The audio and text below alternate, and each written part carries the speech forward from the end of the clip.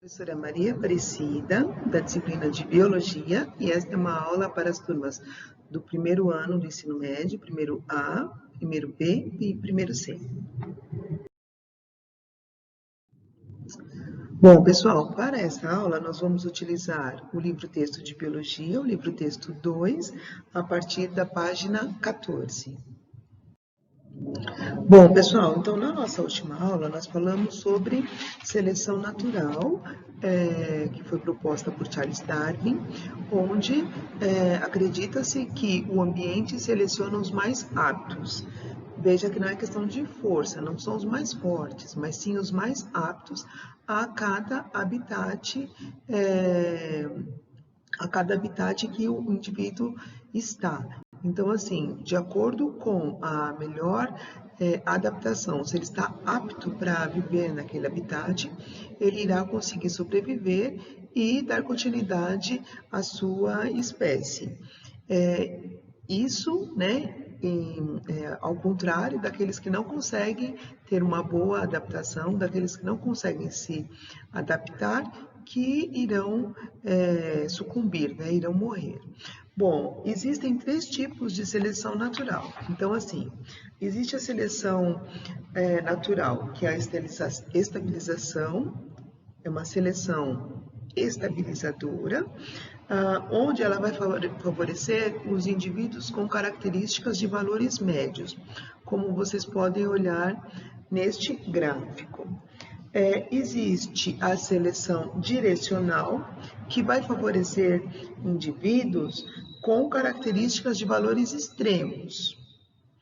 E existe também a seleção disruptiva. Então, no caso da seleção disruptiva, ela vai favorecer os indivíduos com valores extremos de uma característica, desfavorecendo assim os indivíduos com características com valores medianos.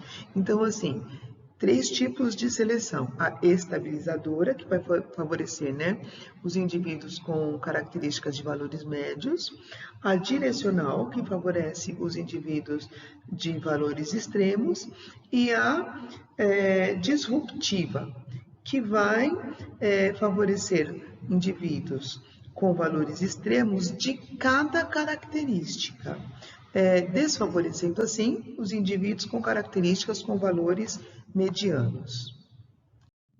Bom, nessa página 15 nós temos um exemplo de uma seleção direcional.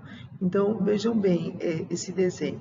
Você tem uma série de bactérias, que são bactérias sensíveis e com diferentes níveis de resistência. As que vão sobreviver são apenas as bactérias após a aplicação dos antibióticos, essas que irão sobreviver, né, as vermelhas e laranjas. A multiplicação das bactérias vermelhas caracteriza a sua melhor adaptação ao meio depois da aplicação desse antibiótico. Então, assim, as bactérias azuis e as bactérias verdes, elas já são descartadas, só vão ficar então essas bactérias vermelhas e as laranjas, e as vermelhas vão conseguir se sobressair em relação às laranjas. Bom, Darwin e as causas da variabilidade. Então, assim, o Darwin viveu no século XIX e não conhecia os princípios da hereditariedade, nem a importância do DNA na determinação das características.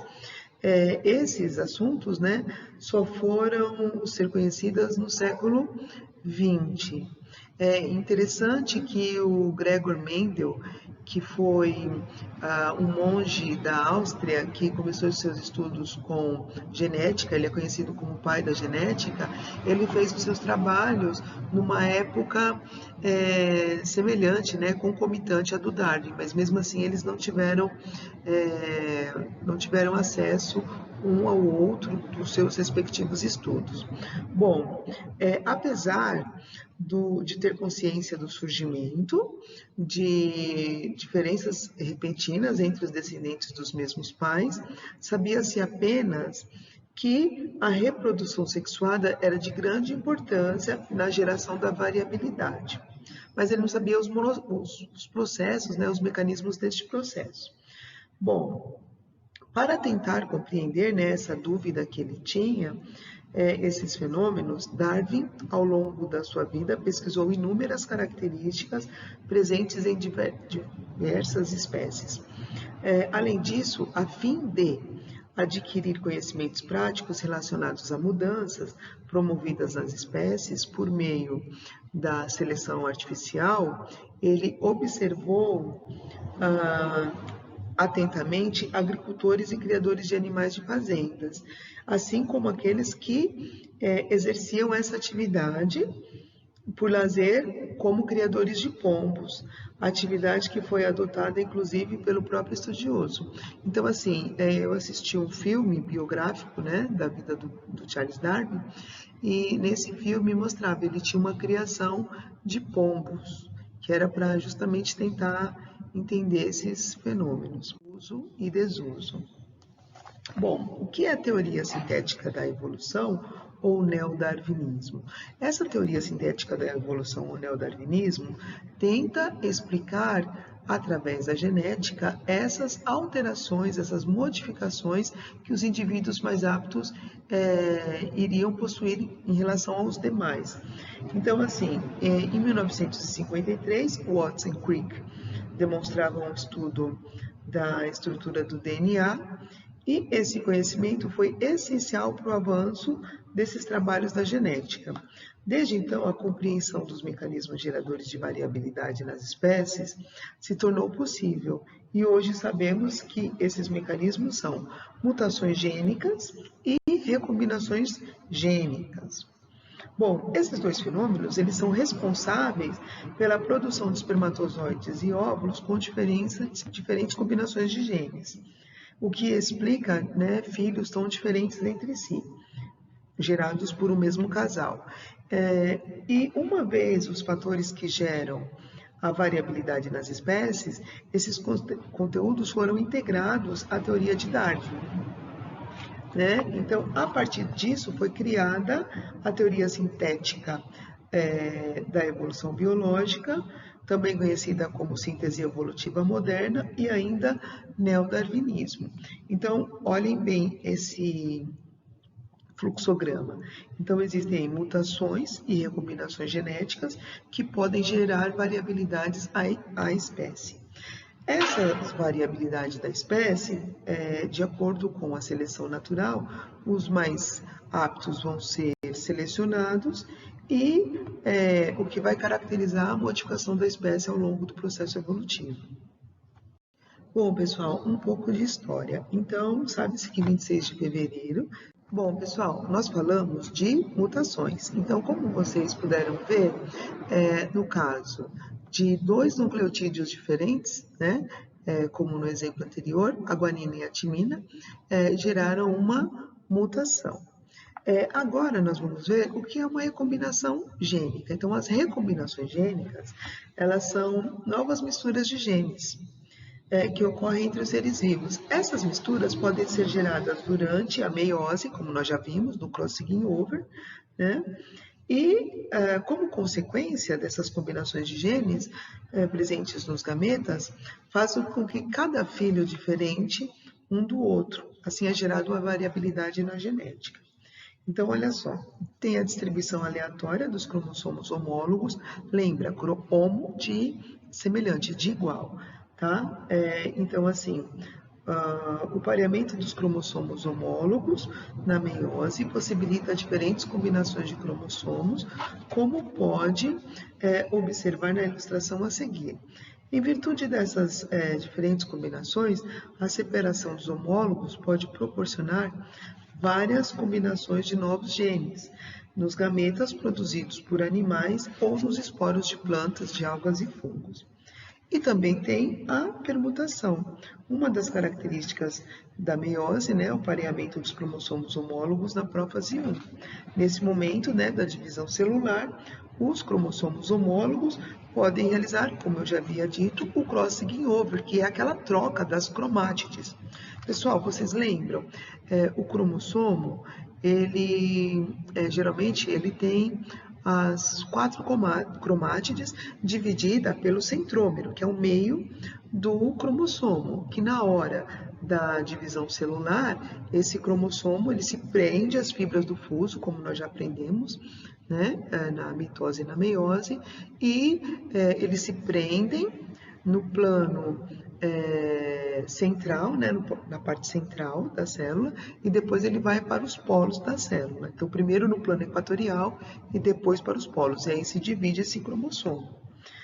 Então, isso na prófase 1 pode acontecer o quê? Esse pareamento pode dar origem ao crossing over. Isso gera a recombinação genética, né, e uma produção maior geneticamente diferente entre si, ou seja, pode gerar mais filhos com diferentes características, né, diferentes combinações. Bom, pessoal, nesse texto que nos fala sobre ciência e tecnologia, está falando justamente sobre a questão de antibióticos e bactérias resistentes, que é um exercício bem recorrente nos vestibulares, né? Quando se fala de bactérias mais resistentes. Então, assim, a gente sabe que a utilização de antibióticos quando a infecção é viral, os vírus não são atacados por antibióticos, porque, como nós já aprendemos, os vírus não são considerados seres vivos, e doses moderadas de antibióticos por longo tempo. Isso vai fazendo com que a bactéria fique cada vez mais resistente. Também, não tomar os comprimidos de antibióticos recomendados para o tratamento. Insistir no uso de antibióticos que não está mais fazendo efeito curativo, o uso inadequado de antibióticos na criação de animais, né? Ou seja, animais possuem bactérias e usos inadequados de antibióticos nas criações podem também produzir bactérias mais resistentes. Bom, pessoal, essa página 20, ela é bem interessante. Então, assim, quais são os fatores que alteram o conjunto de genes de uma população? Primeiro, as migrações, né? Ou seja, indivíduos imigrantes que chegam à população vão trazendo outros genes, outras características. E também os emigrantes vão levando suas características para outros lugares. A seleção natural, né? Ou seja, os mais adaptados vão se reproduzir e vão dar continuidade à sua espécie, à sua prole. A deriva genética, ou seja, em algumas situações, principalmente em populações pequenas, ocorre o aumento ou a diminuição da frequência de determinados genes, aí que é o efeito gargalo. Então, como vocês podem ver nessa imagem, tem uma garrafa cheia de bolinhas misturadas. Então, assim, o que é esse efeito gargalo? É uma redução drástica na população. Se vocês olharem nessas bolinhas da garrafa, elas estão todas, tem várias bolinhas coloridas. Essas bolinhas que ficam, né, vão só apenas as azuis e as amarelas, que são sobreviventes, que vão dar uma continuidade às suas espécies, mas com a menor variabilidade genética, porque não tem mais vermelho, não tem mais verdes, tá? Bom, e também tem o efeito fundador. Ocorre quando um pequeno grupo se separa e passa a viver em outra região geográfica, no qual gera uma população com menor variabilidade genética, em virtude do pequeno número de genes da população fundadora. Então, olha só, esse é um exemplo que ocorreu na Ilha de Lençóis, no Maranhão, onde há alta frequência de pessoas albinas entre os seus habitantes, cerca de 3%, enquanto o restante do mundo costuma ser bem menos, né? 0,005% da população. Nessa ilha, muitas pessoas têm origem a partir de famílias Silva e Oliveira, o que chegam ao local há 100 anos. Do casamento dessas pessoas, que nasceram várias pessoas albinas. Bom, pessoal, eu vou pedir para vocês fazerem os seguintes exercícios. A página 267 do caderno do aluno, o exercício 1. E a página 11 do caderno de exercícios, do exercício 31 ao 39. Pessoal, muito obrigada e até a nossa próxima aula.